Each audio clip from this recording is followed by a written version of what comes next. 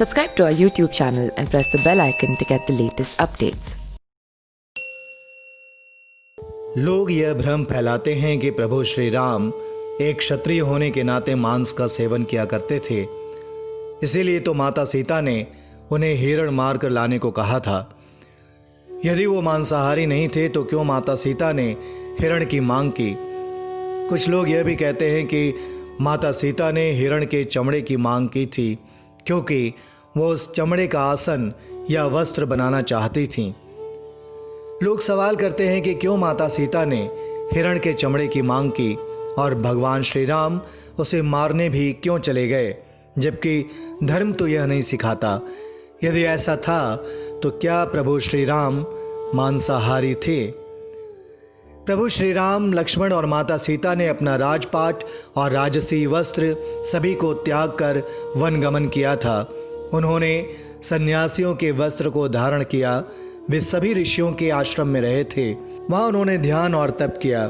बाद में वो दंडकारण्य में रहने लगे। पंचवटी में कुटिया बनाकर रहने लगे। उन्हें किसी मृगचर्म की कोई ज़रूरत नहीं थी क्योंकि वो शुद्ध, सात्विक और तपस्वी वाला जीवन व्यतीत कर रहे थे। आपने कभी देखा है किसी कुटिया में किसी ने पशु की खाल लटकाई हो? दूसरा, भारत में मैदानी इलाकों में और दक्षिण भारत में कभी भी पशु चर्म को वस्त्र बनाने का प्रचलन नहीं रहा। पशु चर्म को कपड़े के समान प्रयोग करने का प्रचलन केवल बहुत ठंडे या बर्फीले इलाकों में किया जाता था। आपने भगवान शिव के चित्र इसी वेशभूषा में देखा होगा, लेकिन कोई भी वैष्णवी चर्म का प्रयोग नहीं करता। असलियत यह थी कि माता सीता ने प्रभु श्री राम से हिरण को मार कर लाने के लिए नहीं कहा था, बल्कि उसे पकड़कर लाने को कहा था। सुनहरे हिरण के बच्चे को देखकर जंगल में अकेलेपन को दूर करने के लिए माता सीता ने प्रभु श्री राम से उस बच्चे को पालने की इच्छा जाहिर की थी। प्रभु श्री राम ने उस समय माता सीता को समझाने का प्रयास किया कि इतना छोटा बच्चा अपनी माँ के बिना नहीं रह सकता, इसलिए यह हठ छोड़ दो। किंतु माता सीता बोली, ठीक है, जब तक इसकी माँ नहीं आती तभी तक तो इसे रख सकते हैं। ऐसे में हार कर प्रभु श्री राम उस हिरण को पकड़ने उसके पीछे दौड़ते हुए चले जाते हैं।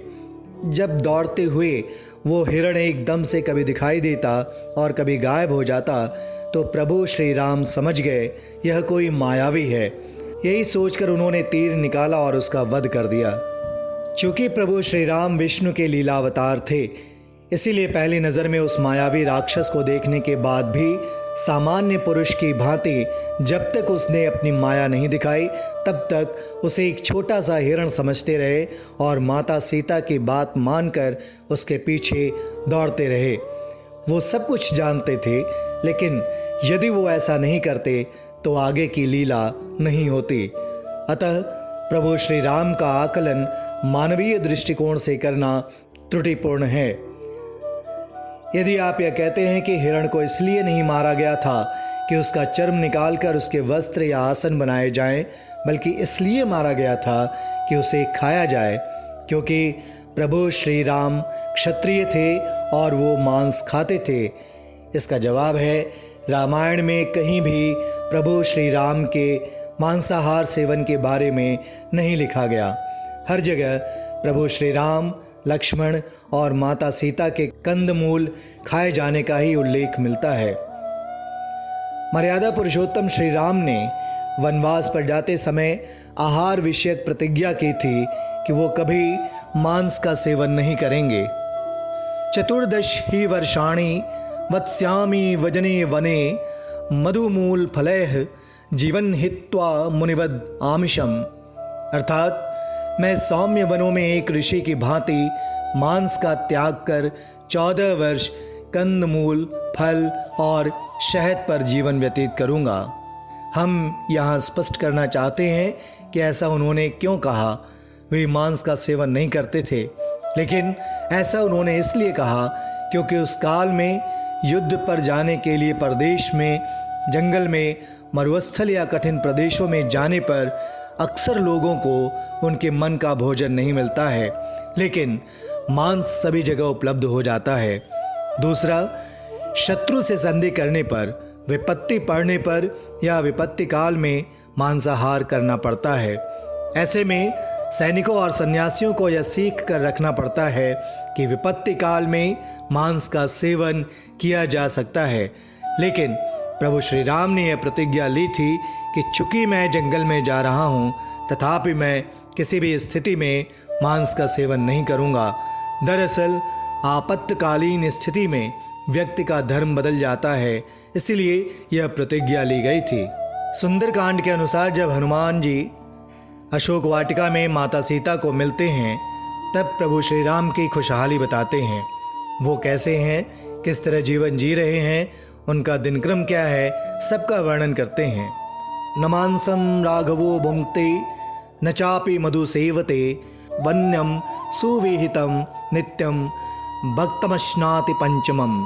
अर्थात राम ने कभी मांस का सेवन नहीं किया, न ही उन्होंने मदिरा का पान किया है। हे देवी, वे हर दिन केवल संध्या समय में उनके लिए एकत्रित किए गए कंद ग्रहण करते हैं। इसके अलावा अयोध्या कांड के श्लोक में निहित है, जिसका कथन भोजन का प्रबंध करने के बाद लक्ष्मण ने किया था। अयम कृष्णः समापंगः श्रितः कृष्ण मृगो यथा देवता देव समकाशः यजस्व कुशलो ही असि। अर्थात देवपम तेजस्वी प्रभु श्रीनाथ जी, यह काले छिलके वाला गजकंद जो बिगड़े हुए सभी अंगों को ठीक करने वाला है, उसे पका दिया गया है। आप पहले प्रवीणता से देवताओं का यजन करें, क्योंकि उसमें आप अत्यंत कुशल हैं। Subscribe to our YouTube channel and press the bell icon to get the latest updates.